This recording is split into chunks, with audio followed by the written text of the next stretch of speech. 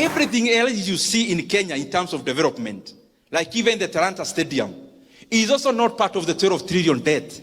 That is another debt, securitization of the sports fund, where we borrowed 46 billion and will be paying 100 billion in interest rate alone after 15 years. Kenya has always had development for the many years, but we never had to borrow that much.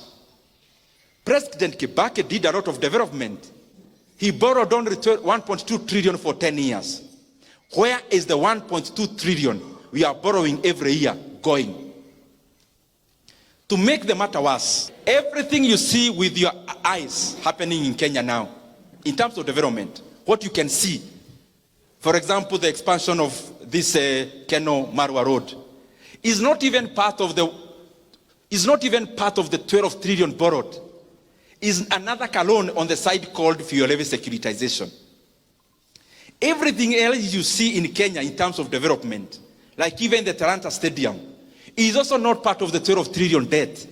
That is another debt, securitization of the sports fund, where we borrowed 46 billion and will be paying 100 billion in interest rate alone after 15 years.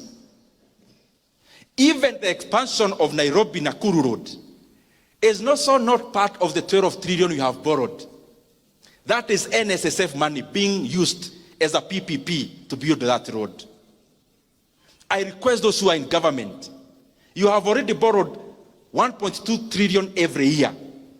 And even what we can see with our eyes is actually not part of that borrowing. Please, kueni na huruma ya nchi ya Kenya. Even as we preside over the affairs of our country, let us be, tujue kwa akili zetu ya kwamba there is Kenya after elections. Let us not run our country in terms of overheating it. We must avoid to become like Sri Lanka. We must avoid to become like Ghana. We must avoid to become like Ethiopia. We must avoid to become like Zambia in the recent years. Because Kenya is a strong country with internal resources.